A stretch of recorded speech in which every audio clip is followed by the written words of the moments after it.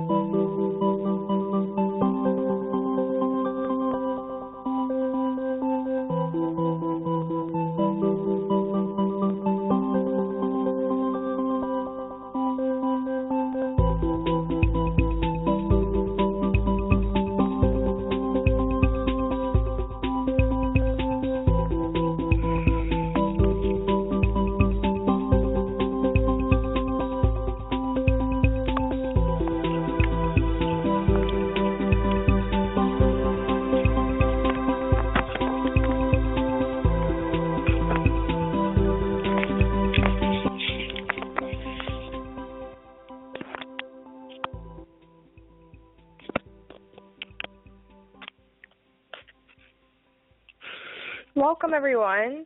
This is Pinnacle of Light with Married to Change Radio. Today's topic is Earth's Hidden History with Brien Foerster. He does hidden Inca tours in Peru and around the globe.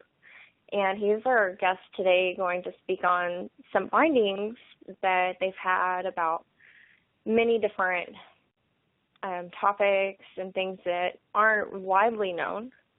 So he does stuff with archaeology and the ancient ruins all over the earth. Brien, welcome. Thank you very much. So can you describe in your own words what it is that you do in your studies? What do you feel like you specialize in? I don't know if I really specialize, but looking at our enigmatic structures in different parts of the planet, which conventional archaeology clearly explain. They can't properly explain how these stone structures were made and who made them and when they were.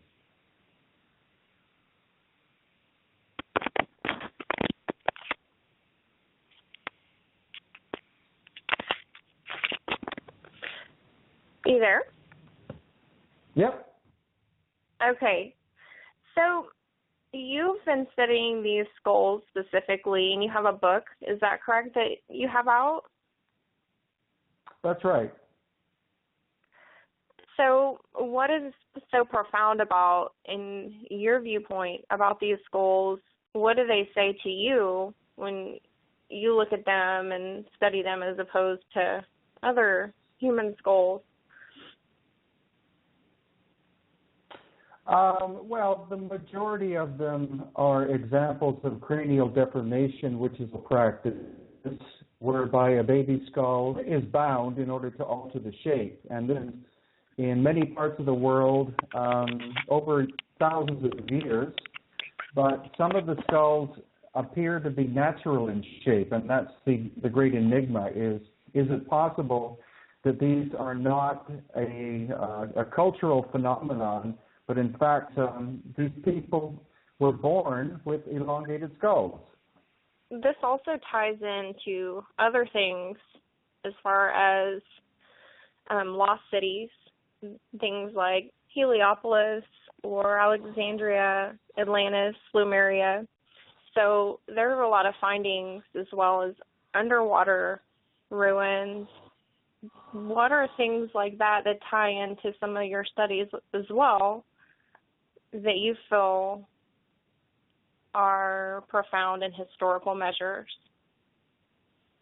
Well, at least what we found in Peru and Bolivia is that wherever you find ancient, mysterious megalithics that were not made by the cultures attributed to them, such as the Inca, you also find evidence of elongated skulls. And so the theory is that these skulls are the descendants of the original builders.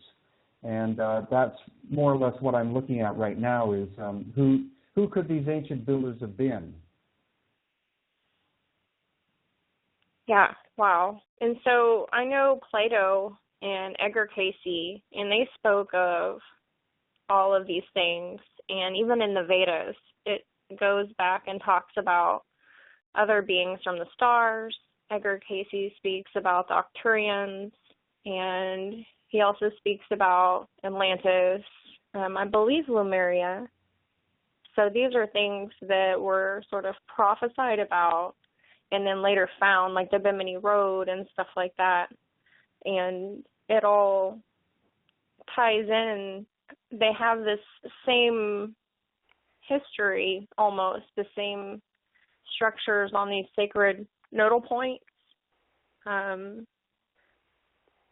Right, whenever the cosmos align to a certain point, it's that each one of those align to a certain star system.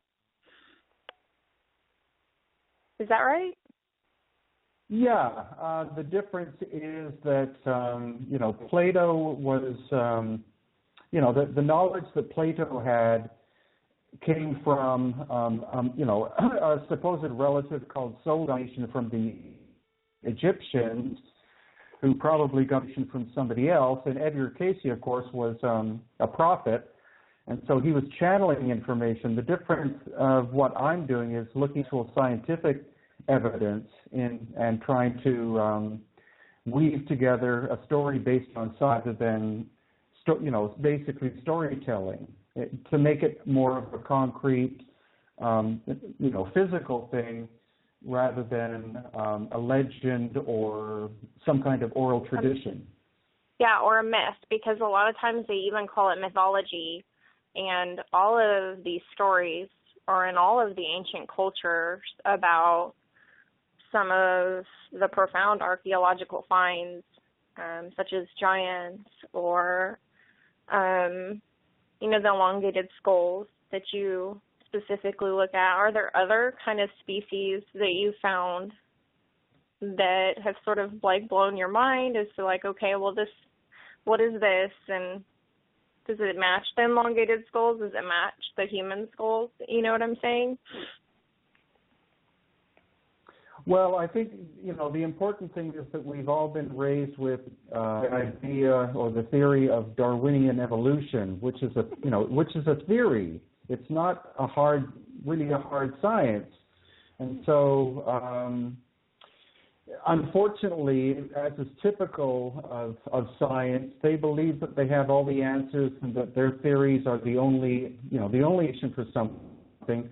But then new species are starting to in the archaeological record, like the hobbits, like pieces that were found recently, etc. So it's quite probable that many types of humans or humanoids living on this planet at different times, and that Homo sapiens are not the only, we're not the only ones. There could have been many others, small populations that eventually died out, and I think that's what the elongated skulls represent. They represent a race which is not exactly us, but where they actually came from is, of course, another really big.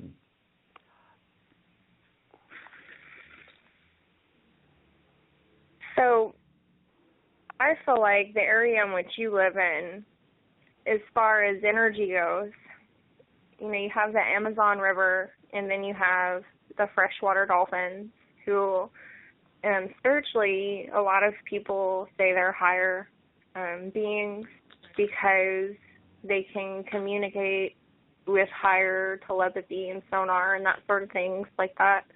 But that the Amazon River also correlates to an Amazon tribe of goddess, and a lot of goddesses, the Columbia goddess, which is also the goddess of liberty, they're all named after like rivers or land or bodies of water.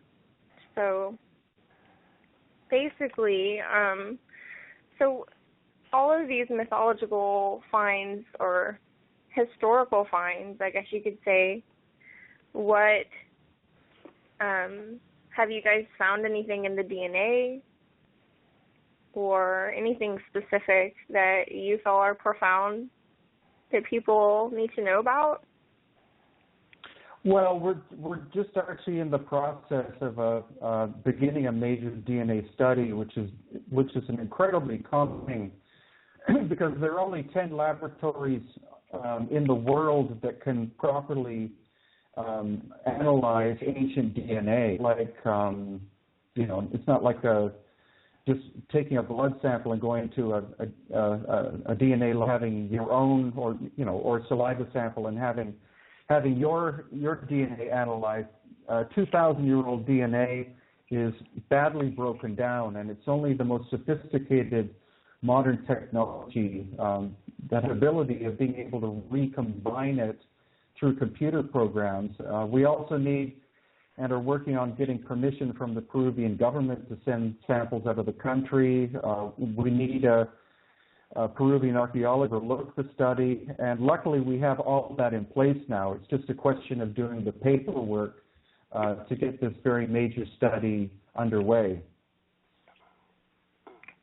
So there are elongated skulls with red hair, and I've also heard, like in China, they found emperors or pharaohs and those sort of things having red hair or blonde, being sort of Palladian Nordic, in essence, that they didn't know about historically, that these people were in these parts of land. And I've seen in some of the things that you share about that that was true in South America as well, and that there are legends and that sort of thing associated with different beings and gods and the, written down. What have you guys found in the stones there that tell us what happened? Who are these beings and that sort of thing? Have you found it? Go ahead. Sorry. Well, the red hair is really fascinating because that's going to be part of this study as well. We have probably the time in the world who analyzes ancient hair, and he lives in the United States, because the elongated skulls of the area where I am predominantly have hair. And that doesn't make sense in terms of them being Native American.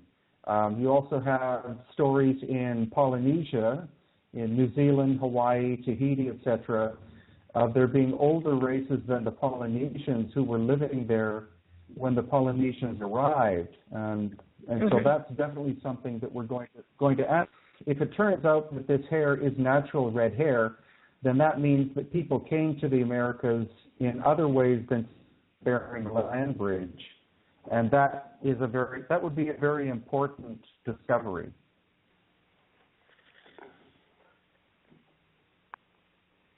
I've also heard about the United States having structures, pyramid-like structures, and giants and that sort of thing as well. And those are just, I think, barely being discovered and talked about. Do you know, in your expertise, anything about that subject? Yeah, there have been a lot of so-called giant skeletons that have been found in the 19th century in many parts of the United States, and they have all been supposedly taken to the Smithsonian Institute. And those skeletons are we've heard in warehouses at the Smithsonian because, again, the existence of relatively very red hair doesn't fit in with the standard archaeological story of there only being, black-haired Native Americans living in the Americas. Through my work with another researcher named Marzulli, he's a possible tomb of a red-haired giant in the United States, and he's planning on doing an excavation there in a very private kind of way so that officials don't come and necessarily take the remains before we're able to dump.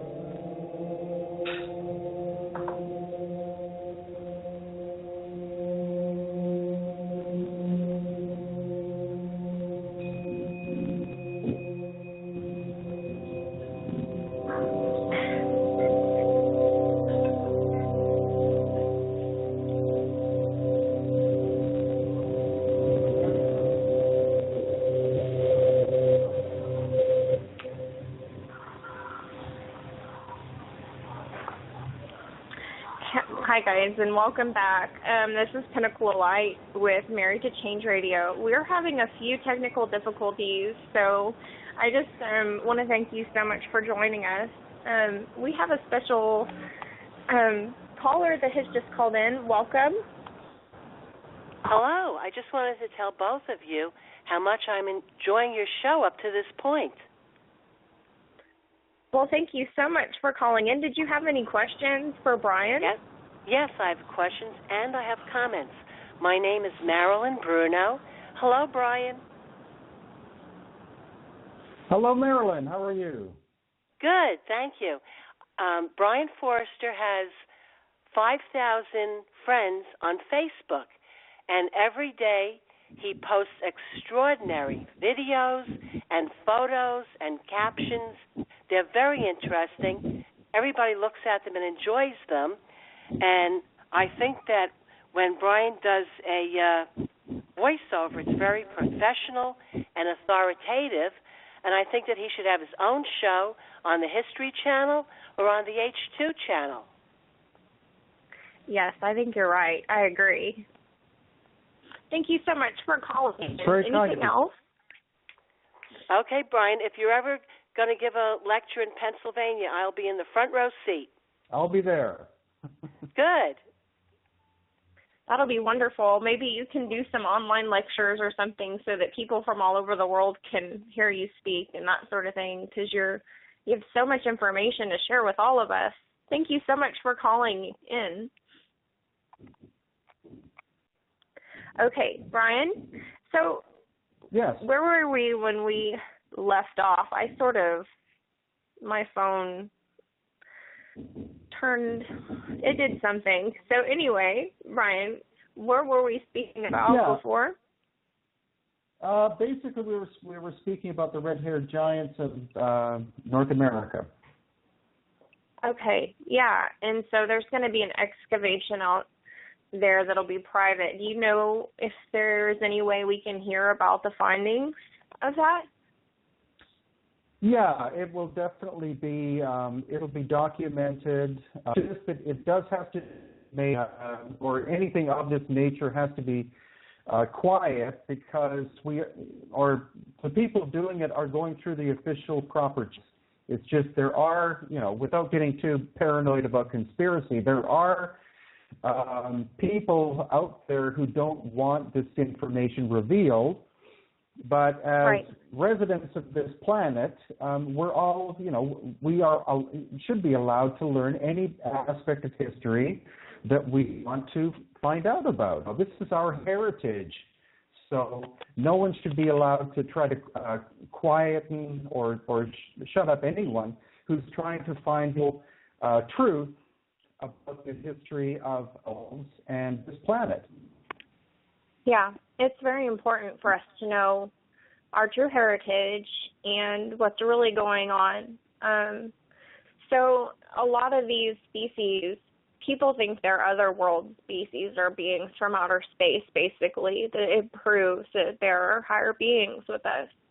And I wanted to talk to you about the inner earth caverns and sort of hollow earth and Andrew Collins and some of those sort of things that you've looked at and studied. I know that Isaac Newton believed in a hollow earth, and there are a lot of Cherokee legends of openings, and even in the Appalachian Mountains there are legends of openings where a man can go through a cave in the Appalachian Mountains and end up on the other side of the United States and surface somewhere else. What kind of findings have you done with those sort of tunnels and caverns and things like that? Well, there are a lot of stories about tunnels in Peru and Bolivia. For example, the tunnel that connects the city of Cusco, which was the capital, the Inca capital, located 10,000 feet, in the Andes area, that connects the area of Lima on the coast. There's another major legend or story that the ancient city of Tijuana in Bolivia is connected with Cusco. So there are many, many different legends and oral traditions talking about tunnel systems, which I definitely believe in, because I've been in some of the smaller ones, but the larger ones have been sealed off by government officials. Basically, they say for the safety of, they don't want people entering these tunnels and getting lost or not being able to get out. But it's a definite phenomenon, and I'm sure this is also an occurrence in other parts of the world. I'm not sure about, the hollow earth idea, but the concept that there are tunnels and underground massive caverns is quite obvious, especially if you look at the country of Turkey. They have cities which are very ancient and multiple levels going under the earth, and those you can actually visit today. Yeah, that's really interesting. So all of these, there are also sacred structures, too, around the globe. So we were talking about how they kind of line up, and a lot of them are made from certain minerals. And I do work with gemstones and metaphysical work, and so each element has a different vibration or health properties known in ancient times. If you look back to Egyptian, they were very well endowed in the magical arts, and my belief from what they were doing, sacrifices, and on these certain nodal points, different magical rites and that sort of thing, that they were utilizing force fields and portals and energies that we're not really familiar with at all as a society as far as the United States, I know there are other cultures that are more in tune with what they know. So what is it that you have found in your studies with each and every, all these temples? Like, what do you feel about what you've seen there? Well, what's quite amazing is that in the ancient sites in Peru and Bolivia, these megalithic structures that we find are very specific stone. The builders didn't simply take stone from the local area. They would find a very specific type of stone they wanted to use. And quite often, some of the quarries were miles away or more. But what they were looking for was very hard stone with a very high quartz crystal content that was vital to their construction requirements. And so what we also find is there are still subtle energy fields inside these buildings, and that I believe is that's why later cultures adopted them, made them sacred places of meditation because of the energetic movement that still occurs. But when they were originally constructed, the energy levels were far higher, and that these these buildings were made not simply for meditation, but for much higher levels of mental ability that more or less, most of us have lost. Yeah, so Newgrange, I was reading, I feel very connected to Ireland. And so Newgrange specifically, they say that those monoliths had quartz crystal over them, and there are also ones in Arkansas. They're the Toltec Mounds. And so there are legends of beings in the earth there as well, and crystal in the earth actually there. But in Newgrange, I was talking with someone who's done studies out there, and they say that the light lines up to like the sun, and so the different temples have different lights that light up to the different angles for a specific reason. What do you feel like those were used for? Besides, you think that they were mostly just meditation, or do you think they were used for something else? Well, I think the original builders, who we don't really know that much about yet. That's major studies to find out who they were, but they weren't simply building them as meditation facilities, but for much higher and more profound mental, psychic reasons. And then something catastrophic happened, all of these people around the earth, because there was a global catastrophe about 12,000 years ago, which means these structures are more than 12,000 years old. And so the later cultures that came and inherited them, such as the dynastic Egyptians who did not build the pyramids, they would use them for spiritual purposes, but a high level of their original intent. Right. Yeah, I've had visions about Mexico, and I think it's the Sun Temple, and they're three goddesses standing on top doing a moon ritual, and I really feel that's what they're used for a lot, is rituals and meditation. And I wanted to ask you something specifically about in Egypt and Orion's Belt and what pyramid was that? The Great Pyramid. So that's when they just opened up in Egypt. I guess the U.S. Embassy was bombed, and then they opened that up, which was previously closed off to people. So what's profound is that apparently these three pyramids, correct me if I'm wrong, connect to Orion's Belt at a specific time or location, and it's also connected to the deity Osiris and the Phoenix. Do you know anything about what that means? That's my personal question to you. Okay. Well, yeah, it is true, and I think that's mainly Robert Bauval's work. That if you look at the three main pyramids on Giza, they correlate with the spacing of the three-star Orion's belt, which is really interesting. He's been able, through computer programs, to find out when the alignment would have been perfect. And according to his estimate, it's 12,500 BC.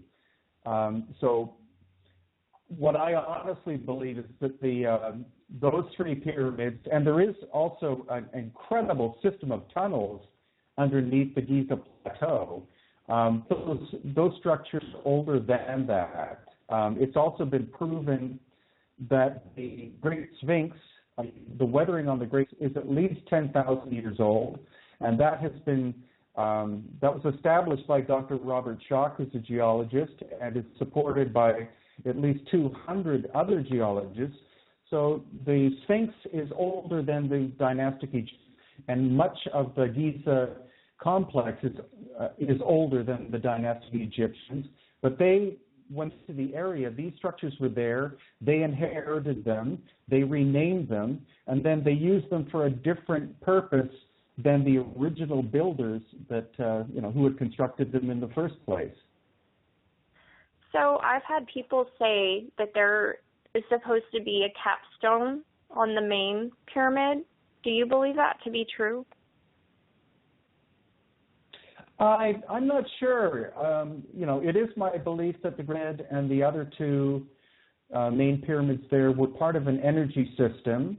And so in terms of conducting electricity, having a gold cap or pyramidon on top of the Great Pyramid could make sense in terms of distributing the energy. I'm not necessarily talking about electricity, but profound energy of some kind. But definitely it appears that it's not only casing stones, it's missing something on top of it. And if it was gold, then clearly after this great cataclysm, if this great cataclysm happened 12,000 years ago, then a later culture moving in, no longer being able to use the Great Pyramid because it wouldn't be functioning at its high level anymore, would simply take the gold and recycle it for something else. Yeah, so gold is used along with lapis as a manifestation tool. It's pretty vibrationally powerful. They had the pharaohs used them in Egypt too, the gold and lapis interlaced specifically and like on the face, and they also used the gold. So gold is supposed to be one of those elements that was apparently coveted by extraterrestrials and that sort of thing for some reason because of its uses. So do you know anything in connection with maybe these ancient rituals that they used as to why this gold for the pharaohs to be encased in their sarcophagus, and what is that important? Because they used to think the pyramids were burial chambers, but now that we're seeing that they weren't, right? So what do you feel about the gold, the sarcophagus, and those sort of things in the ancient Egyptians? Not just them, but those also transcend different cultures as well, like the Greeks. Yeah. Well, true. Also, the Inca, to the Inca, the gold was on the metal, as is of the sun. Silver is representative of the moon, but also gold is a profound conductor of energy, of electricity, as well. And also, it's a perfect metal in that it can't rust, it can't break down, it's permanent. So gold simply has been coveted by many different cultures all over the planet for a long period of time for many different reasons. What people have to really understand is that the pyramids of Egypt there are many of them, and they were built at different times. The finest of the pyramids were actually built first, and the very good, which are actually made of mud bricks, were built later. Some of the oldest pyramids were recycled by the dynastic Egyptians as tombs, but they weren't built initially for that. But the ancient Egyptians, of course, sensed the energy that they could feel inside of the original pyramids, and that would be why they would be used as meditation places, places for resurrection or reincarnation. And so they made sense in terms of putting the pharaoh's body in there, because maybe they thought that the energy inside that would help his or her transition from this life into the next one. Right. Yeah, I've seen that where there's a traumatic death, and it is a ghost or an energy, and it stays in that blueprint until it's cleared or it does something. So it's important, I think, too, that whenever you die or when you go to the afterlife or you go to the life beyond this life, because our souls are eternal, that you try to pass on in a positive way. I think that's important.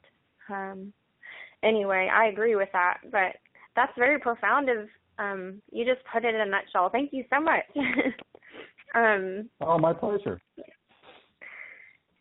Yeah, so I wanted to ask you about the Babylonian, the Sumer, and the Anunnaki, and that aligns with the Vedas, the whole beings from the sky and the gods from the sky, and they have different kinds of hands or skulls or 2 heads and 4 arms and different kinds of beings. So I wanted to ask you if you've experienced any in your finds different beings like that would confirm sort of a hyperborea or things that are beings, like different realms, different kinds of beings, like you said, hobbit, fairies, hobbits, giants, and these are all in these legends that transcend one culture. What kind of finds have you found in the skulls and that sort of thing? Well, most scientists will dismiss anything like mythology because they'll say they're just stories that people made up to entertain each other. Most mythology is based on fact, but the problem is that you can't normally mythology directly. It tends to be poetic. And so it takes a lot of time to properly decode what a myth is telling you. I personally haven't yet been to the area of Sumeria, but I'm looking at that in the future. And I honestly believe that there's been too much conflicting information as to who the Anunnaki are or were. I looked up recently what the actual definition of the term Anunnaki means, and Anu was the sky father or sky god, and I believe Aki or Naki was the earth mother. Anunnaki were the children of the uniting of these two either beings or energies. And the other confusing one is the Nephilim, which is from the Bible. And again, there are so many different interpretations of them that I'm looking forward to trying to find the actual primary understanding of what these terms come from. Wow. I've heard a lot of conflicting information about the Anunnaki as well, but from what I've gotten in my meditations, that, like you were saying, Anu is a sky god, and Anunnaki, I thought Anunnaki was plural, meaning plural deities or plural gods, so that they would be in essence like God and his angels and that sort of thing. But then I've heard other stories as well. So, we're going to go on break for just a few minutes, and people can call in if they would like to and join us live and ask you a question or have a comment or anything. It's 516-590-0975. Thank you for listening. This is Pinnacle of Light with Summer Walters and our special guest, Brien Foerster.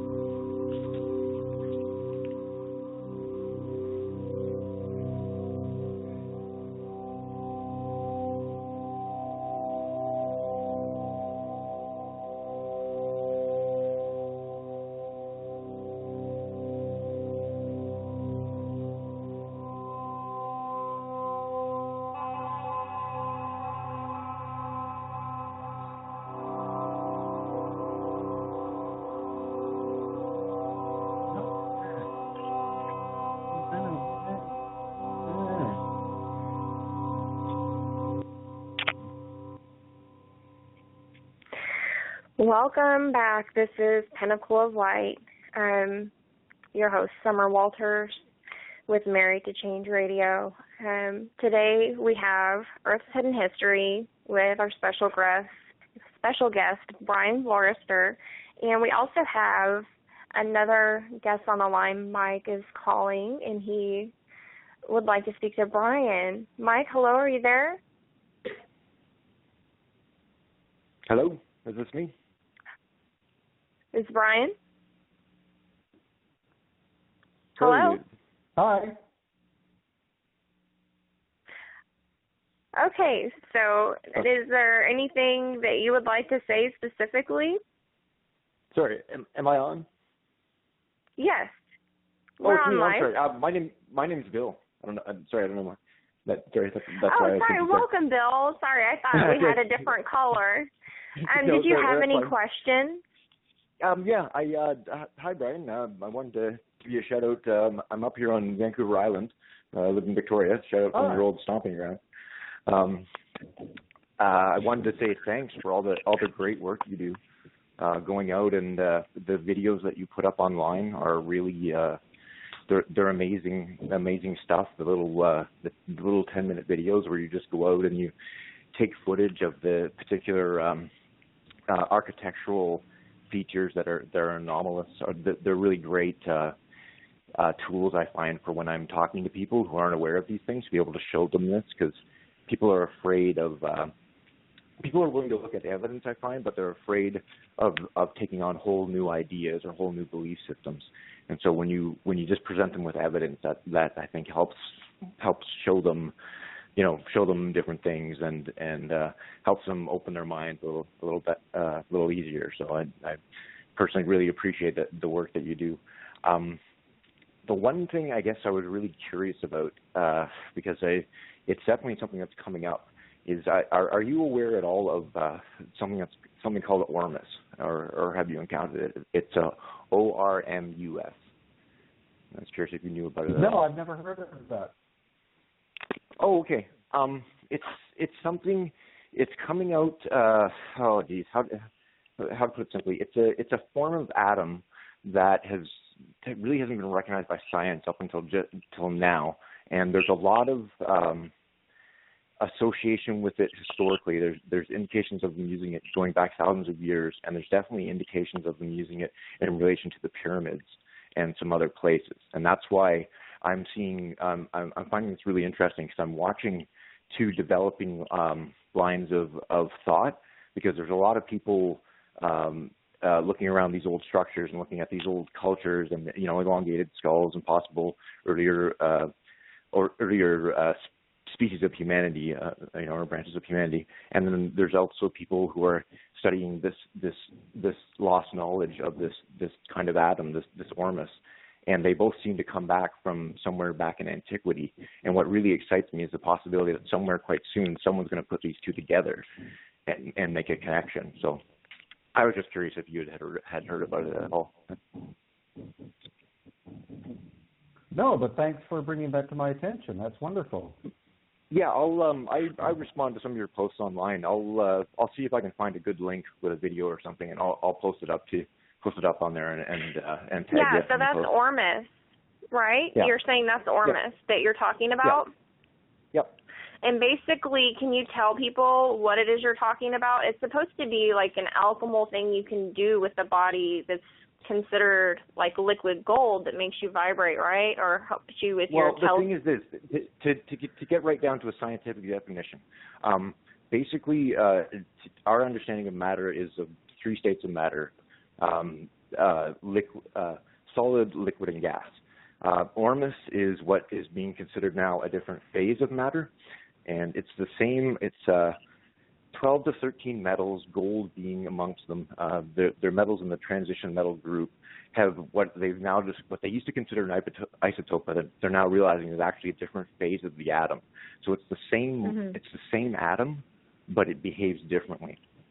And this is arguably this is where the concept of being able to make gold came from, because you can switch Ormus gold has an Ormus state to its atom. And in its Ormus state, it's a white powder. In its metal state, it's, of course, the gold we know, and you can switch that back and forth chemically. And I would imagine someone witnessing that, not noticing what they were witnessing, would think that gold was being made. But you can actually you can switch it back and forth. And the point of it being, it's in DNA. It's in the DNA strand, in DNA of everything on the planet pretty well. And that's why it's such a resonant thing. And when you ingest it, it would appear that your DNA and your glandular systems run better if you give it to plants. They grow faster and that. But I don't want to start taking over the conversation here. I feel like that was an important topic. Thank you so much. Because it's true. Yeah, that it does resonate a lot with the work that he does and the sacred geometry and the fractal patterns and that sort of thing of life itself. And it restores that in the body. So I appreciate you for calling in. Thank you so much. Oh, yeah, no problem. Yeah, thank you for hosting the show. And, again, thank you, Brien, for the work you do and for the videos you post. My pleasure. Awesome. And actually, if I can say, I did hear a story that when It was either Tutankhamun's grave or another Egyptian pharaoh's. When they discovered it, it was filled with, with that white powder you're talking about, and they basically just shoveled it out, thinking that it was, not of importance. So the ancient ones do a lot of things that we, are just stumbling across now. Yeah. Wow. That's very profound. Thank you so much for calling in. And so that does tie into a lot of, they were into alchemy and aligning to certain frequencies and energies, I think, so they could travel the stars and that sort of thing. But anyway, that's amazing. So any other work that you've done as far as the gold and the lapis, because that is where we left off, Brien, with, I guess, like King Tut. He had a specific tomb, and they say that they put curses on them if you mess with them, that sort of thing.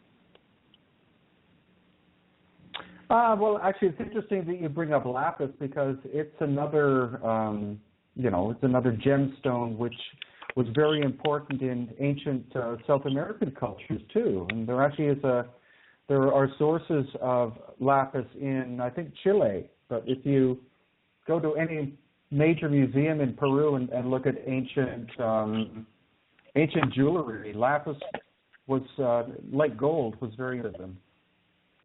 Oh, I didn't realize they did lapis in Peru as well as Egypt. That's amazing. So they were already attuned to the same forces that were in Egypt, and possibly China. They used a lot of jade and gold and, as well. So I think we were talking about some of China and that sort of thing, as well as like these pharaohs being over there. And did they have specifically different things in their tombs or graves or certain symbols engraved on the outside of tombs? Because these are, in essence, for people who don't know, these are like powerful symbols that do alchemy. And so like King Solomon, he had certain symbols around his whole city in order to sort of keep it spiritually sound. And anyway, I wanted to ask you that what have you found that aligns up all of these cultures and these sacred arts, like sort of like mystery school that they were doing? Yeah, well, in general, at least from what I heard about it, the mystery schools were called that, and the information protected because only those of a high level of understanding would know how to properly use, these energies and these, these signatures and things like that. Because in the wrong hands, of course, they can be used for very uses. And if you only learn parts of it, if you only have parts of the knowledge, then again, things can go really, really badly. Right. In many different ancient societies, they were called mystery schools because only those that really had the capability to learn it and take the education to the end, ones that deserve to know this. Another example is the fact that most people don't think that the Inca culture had a language, like a written language, which I found out is completely wrong. They actually had 3 different kinds of language, but again, they were codages because only those that have the capability of learning and using the language would be the ones who would know it. If you, one of the high Inca supposedly stated, a little knowledge is a dangerous thing. And so the general public were not allowed to learn the written because either you learn the whole thing or you learn nothing. Yeah, that's what I've been told, that things have been veiled to us because we're not ready for all of that information yet. There still resides a lot of ego and power issues in the human soul. So in order for us to gain access to what the ancients really knew and have all of those things tied together, we have to have a higher vibration. And they were very in tune with certain plant frequencies or certain frequencies of planets or elements. And I think that it's coming back to us piece by piece. But yeah, you have to be very careful with it, and that's why it was hidden as well. And I think it also goes into the pantheon of the gods, and there are many pantheons. So in each different culture, they each have these gods or goddesses. And like you were saying, reincarnation, and that goes to the Kabbalah, or the Tree of Life, and that is ancient Judaism, mystical Kabbalah that was hidden. It was secret.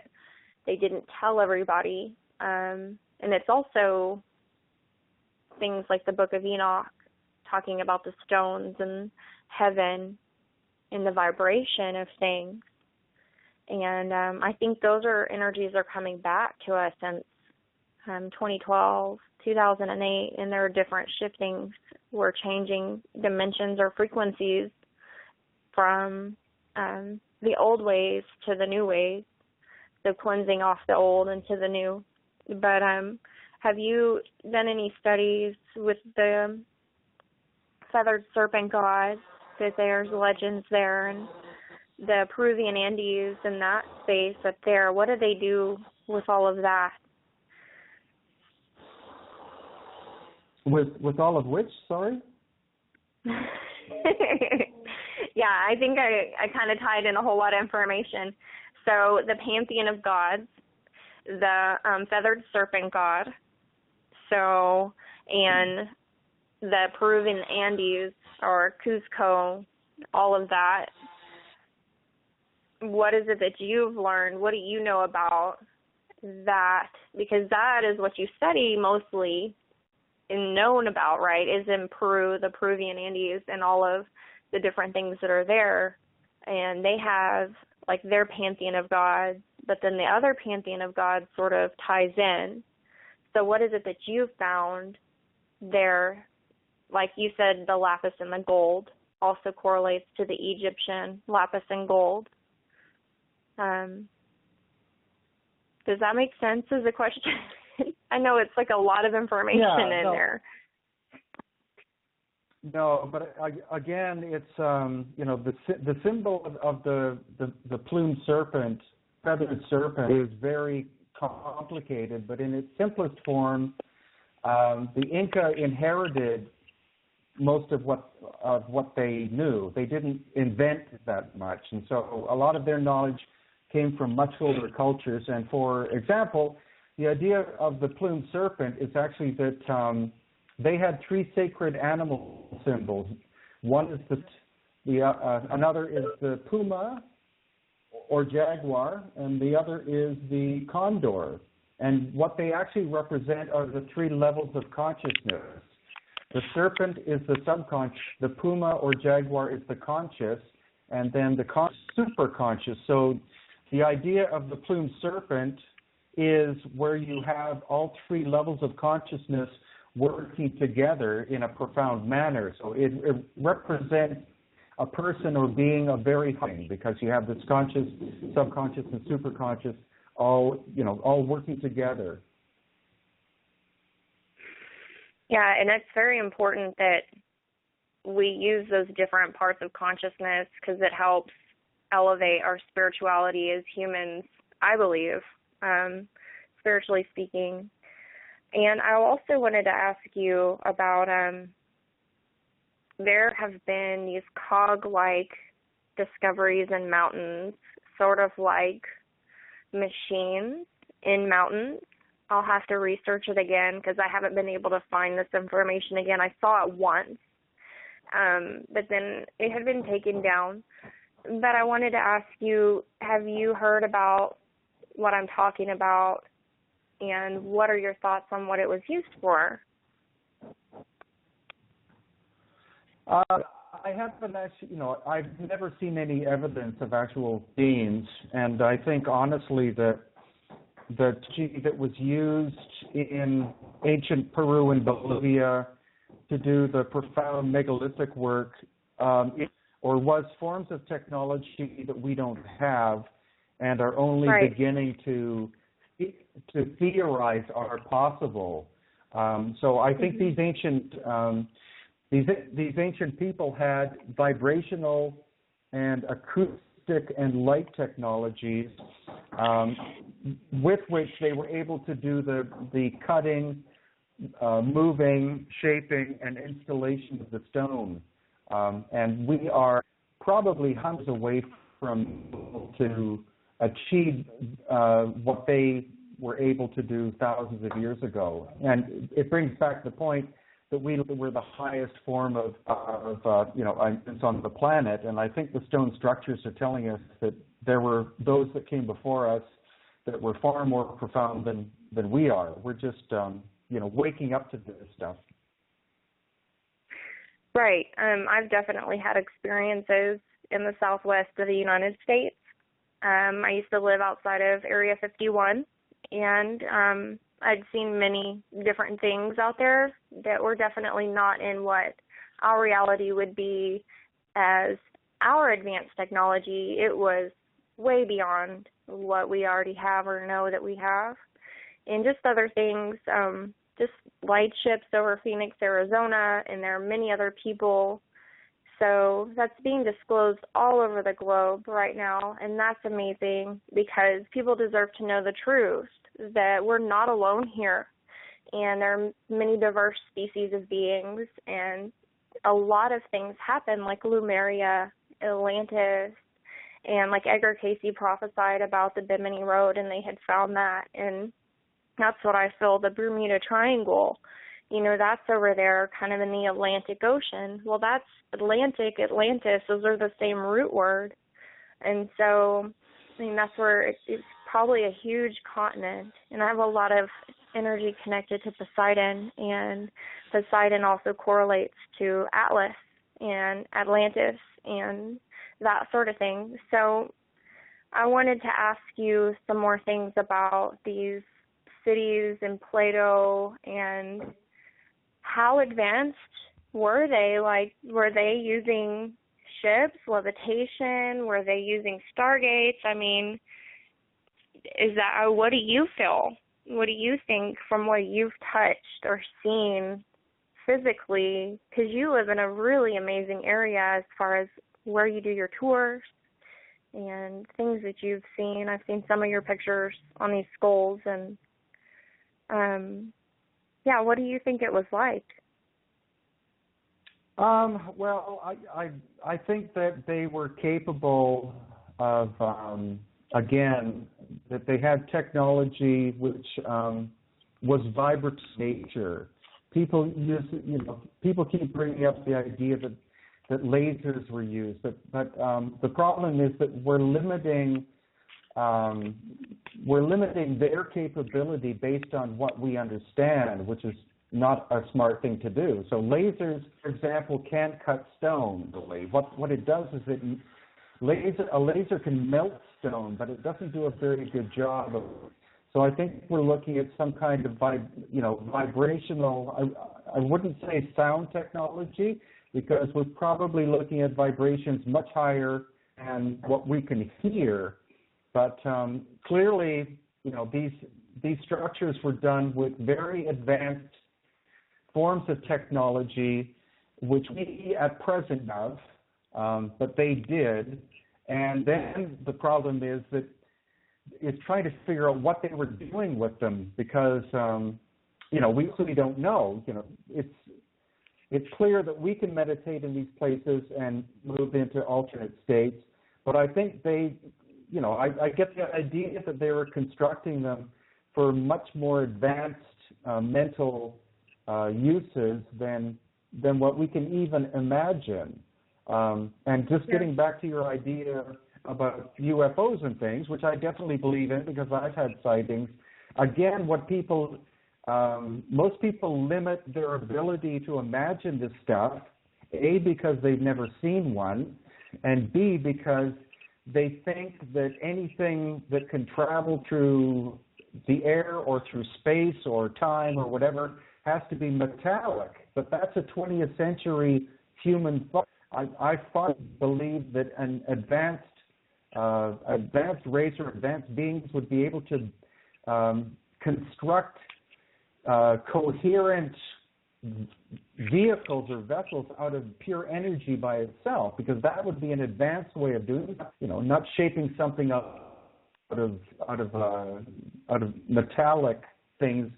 We build air to try and attempt to enter the mindset of these ancient, geniuses. You really have to not step out of the box. You have to jump way out of the box to glean even enough information about all of this ancient information. Right. So I saw one of your videos, and I think it was either a moon dial or sundial or some kind of a clock, and there was obviously, from what I saw on the film, that time-space was sort of waving out of that stone. So it was, in essence, that was where a portal was of energy. But I wanted to ask you about Andrew Collins. You're doing some work with him. Is he based out of England? Is that the Andrew Collins that you're doing work with your tours, or are you doing work with a different author?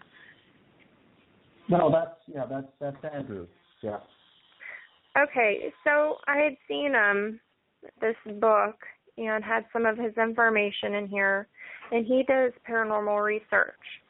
And I've had some experiences with basically time-space or things being overlapped or being somewhere that I shouldn't have been able to be that quickly. And he's done some research. What kind of work are you guys doing together? I know you guys have a workshop coming up. What are you guys combining in your work? Well, the fun thing is that Andrew and I met each other last summer. We were both invited to Africa, so we gave some together, and Uman was there as well of megalithomania. So we decided, because we all get along so well and have great conversations and cover different, we cover different areas. Andrew's never been to before.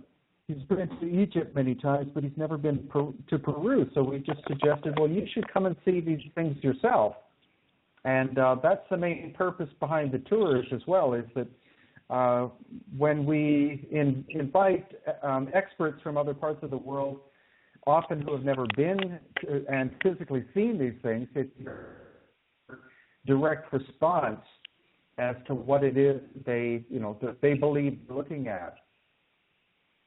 Yeah, he's done work with ancient Egypt and the location of Atlantis, and he's also done stuff with alien abductions and that sort of thing as well. So I'm excited to find out more of what you guys are going to do down there. So I hope you either have some filming if for people who can't go or something that people can at least attend. So I encourage people to look more into that because that'll be really amazing.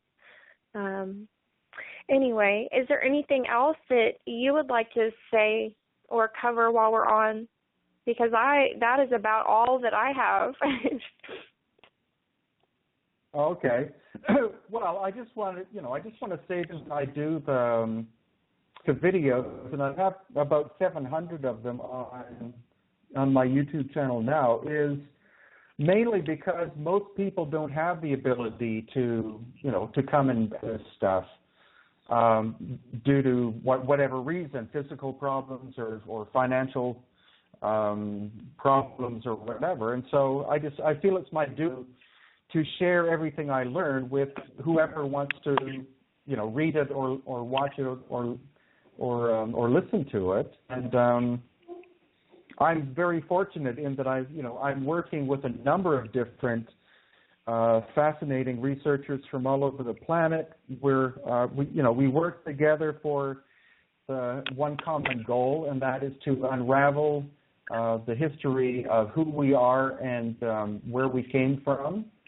And it's a lifelong quest to answer the very basic fundamental questions of who am I, where do I come from, and where do I want to go?